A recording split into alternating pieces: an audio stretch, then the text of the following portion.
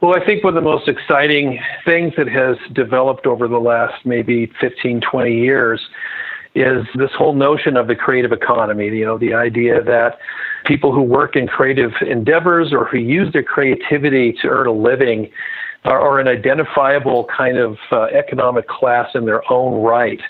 And they can be responsible for a lot of the vibrancy and vitality of our communities. Hello, my name is Emmy DeGrappa. Each week, we bring you stories asking our guests the question why. We learn about passion, purpose, and the human experience. Brought to you by Wyoming Humanities with the generous support of the Wyoming Community Foundation. This is What's Your Why?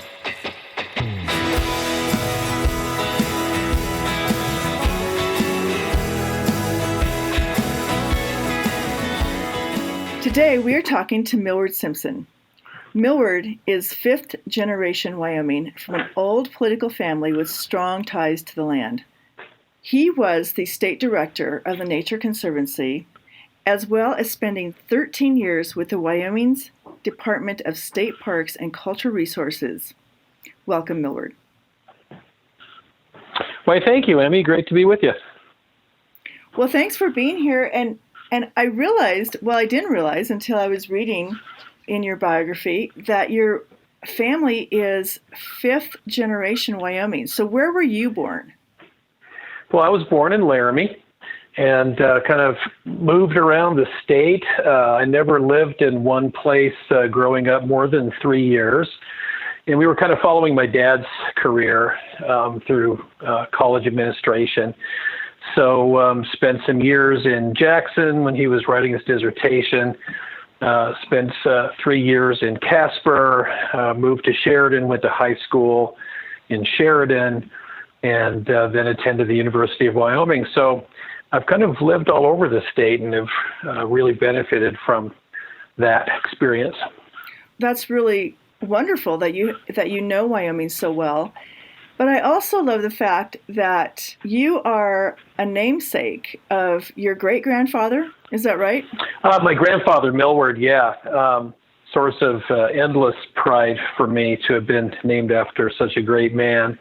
And I'm so grateful that I was able to get to know him during my life. So, yeah, we're really proud of that fact, although it causes some little bit of frustration when, say, I'm ordering food and someone takes my name to call it out, and they kind of botch the name sometimes, and you kind of have to help people with it. So I'm in the practice of explaining that it's basically it's a name with a very simple etymology. It's an old world title. It's an old English title that simply means ward of the mill. In my whole life, I've only met another Milward, and it was a rock journalist named John Milward. So it's more common as a last name than a first name, I've discovered. Well, your family is so iconic in Wyoming, and your grandfather was governor of Wyoming. He was. He served in the legislature and was governor and was also U.S. Senator. So you do have, a path of politics that runs through your veins, I think. But yeah, I think it's fair to say. Yeah, I think so. And especially all the positions that you served in Wyoming. But as I was reading as well, that you have a great love for arts and humanities. And tell me about your art journey and what you do in the arts and music. Well, I guess I was raised in kind of one of those stereotypical arts families. My mom was always putting on community theater productions, and it was just kind of infused our household. She was always planning the next show, and I always got to find ways to be involved. I'd either work as like the person running the lights, or I'd help them run lines, or often I'd have a chance to actually be in her productions. And so the house was always filled with song and theater, and just made for a really fun kind of rich experience growing up. A lot of people don't know that my dad, Pete, was quite a folk singer. He started singing with a folk group that he established during his Navy years, and did a lot of performing, actually. And has a wonderful voice. The whole family is sung in choirs throughout our lives, and Mom and Dad were always doing artistic endeavors together. Dad was on stage. He did a lot of commercial production work. He had his own radio show for a time. Actually, it was before I was born, but when he lived up in Montana. And, Emmy, speaking of my granddad, Milward, and my grandmother, Lorna, growing up and spending time with them in the Cody area or at their ranch down the South Fork, the air was just always full of song. It seemed like they knew every song that was ever written from the 20s and 30s, and just had an endless stream of old songs that they would sing while they were cooking or moving around the house. And so I just felt like I was always surrounded by music.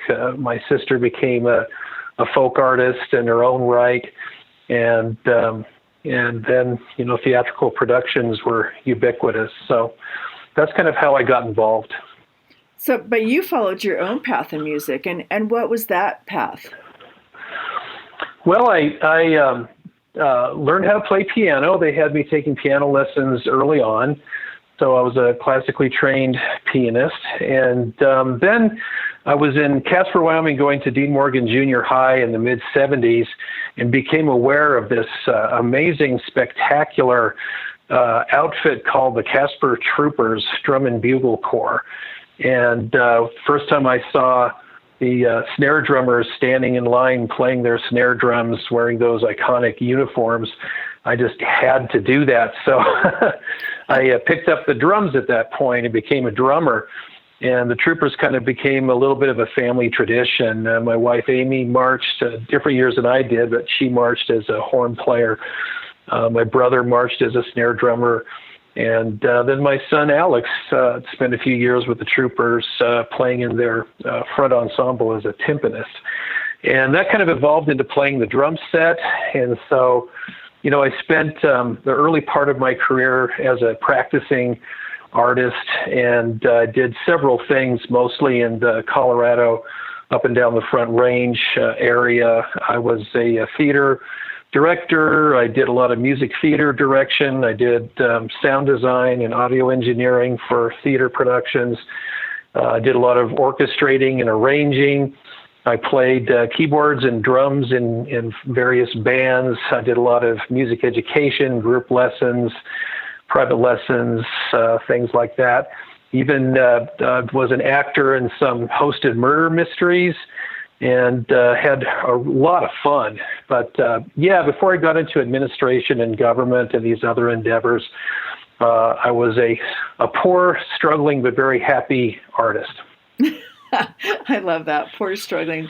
And I love that you played the drums, because my son took up the drums and I thought I was going to lose my mind. I thought, no, of all well, the things watch you out could for do. drummers.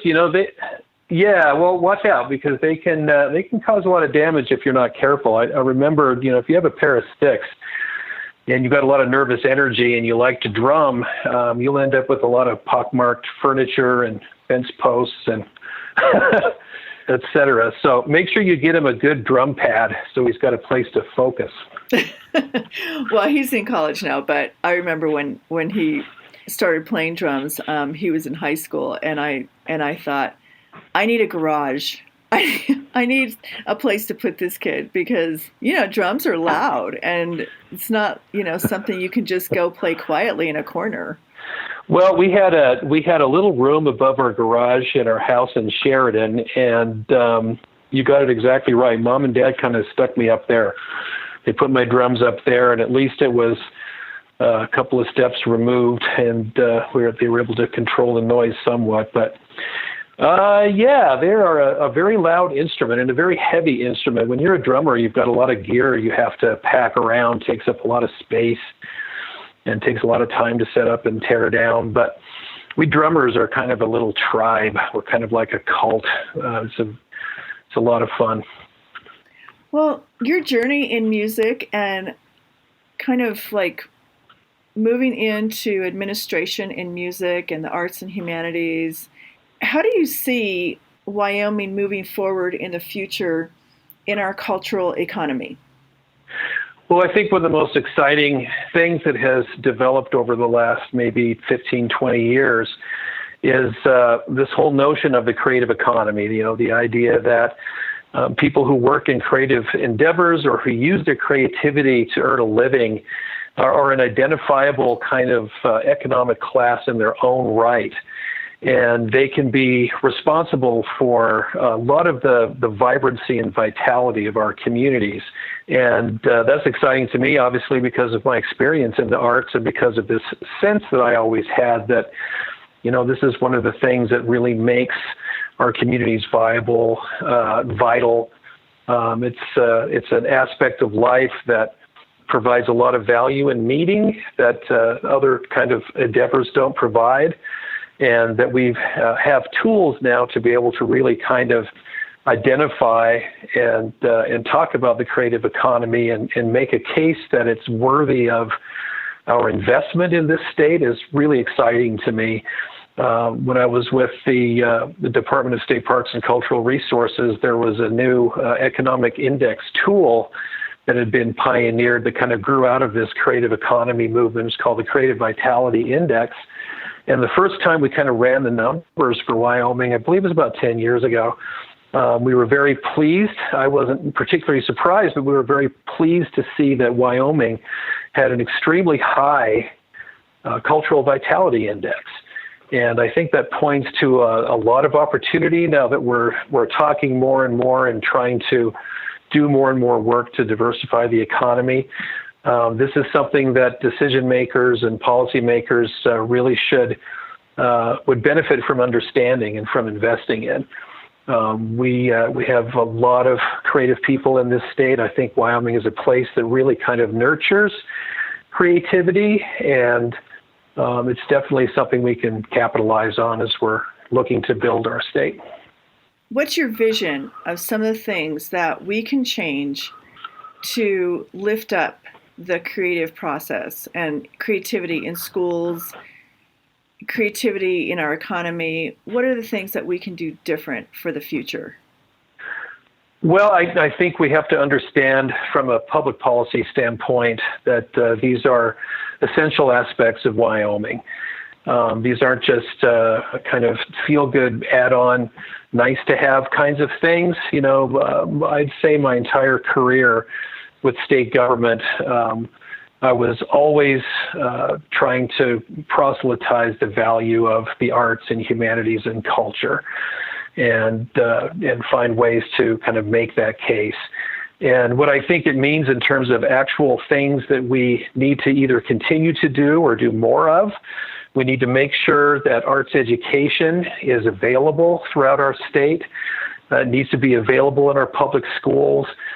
We need to make sure that when we're building new schools, that we're actually accounting for the need to have things like auditoria, theaters, practice rooms, facilities, equipment, all of the things that you absolutely have to have if you're going to have a viable arts education opportunity for students. So we need to continue to invest in those things and make them a priority. I was very pleased. One of the legislative accomplishments that I was involved in with a lot of partners and organizations was incorporating the fine and performing arts into the Hathaway curriculum. And there's just so much brain-based research and data that has come to bear that really does prove how much of a benefit it is to the educational process and to students' ability to learn, to have opportunities to learn how to play an instrument and to be involved with things like drama and to learn something about the visual arts and be able to express yourself that way. More and more our economy is one that really requires creativity. The more automation that we have in our economy, the more we place a value and a real currency on the ability of our workforce to think creatively. So anything that nurtures that, builds those muscles, becomes really important. So this isn't just a nice-to-have kind of aspect of our lives to me. This is absolutely crucial, and it's part of ensuring that we have healthy people in this state and healthy communities. So those are some of the things I think we can continue to focus on. I think public funding, proving that we understand that there is a public value to the arts and to culture is important. And in my experience, that took the form of making sure we had adequate state funding for things, entities like the Wyoming Arts Council, like the Cultural Trust, like state funding for the organization that you and I both are involved with, Wyoming Humanities. Make sure that we have a strong state museum, state archives that's well funded, and a state historic preservation office, and that we have the means to support our local museums, our local dance companies, our galleries around the state, our community concert series. All of those things are just incredibly important, and particularly, I think, in a small rural state like ours. Well, I think it is true. It's important in our small, world state, like you said. But doesn't it seem like it's not just a Wyoming issue? I think it's a national issue that every state is really working to hang on to their arts and culture and make it, and the humanities, make it important in the universities. And, for people to understand that the arts and humanities are equally as important as the sciences. Well, I couldn't agree more with that statement, Emmy. And to me, these are very, very difficult, very complex, very challenging times, and there are so many forces that are driving us apart. Well, the humanities, in helping answer the question of who we are, help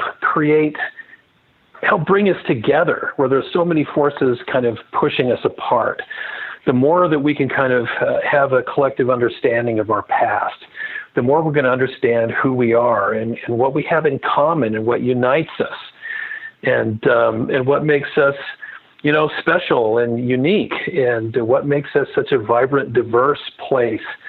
It's really important now that we have that we invest in those things which help us find common ground and help unite us. Well, in my experience, those things include our history, our culture, our arts, our ways of expressing ourselves, things that celebrate our love of the outdoors.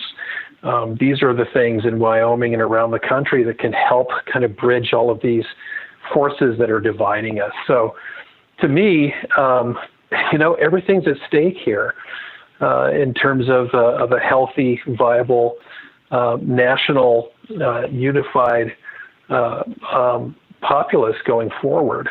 So these are not kind of minor things to me. I think they're just at the center of the conversations that are happening now in terms of our destiny as a people and where we're headed.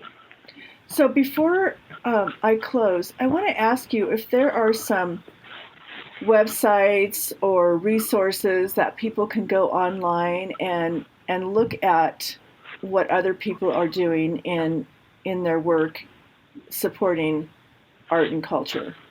Do you know if there's anything that you can point to? Sure. If we're talking about, I guess for those folks listening to this podcast, if you're wherever it is that you're listening from in Wyoming, if you haven't yet, I certainly would encourage you to go out of your way to find out what the cultural resources are in your area, not just in your town, but your region.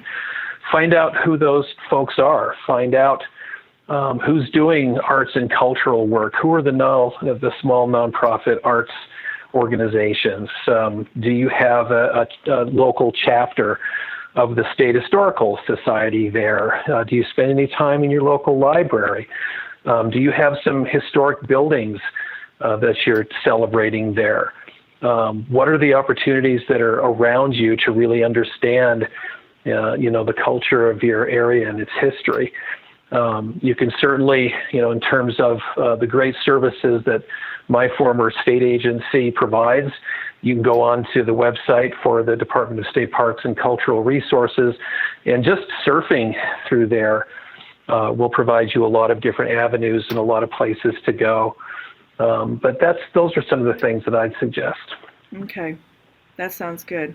Well, thank you for your time, Milward. It's been a great pleasure talking to you. I'd love to talk about this stuff. I appreciate the questions, and I just enjoyed it a lot, Emmy, and you do a great job with these podcasts. I think they provide a great cultural service in their own right, so thank you. Thank you.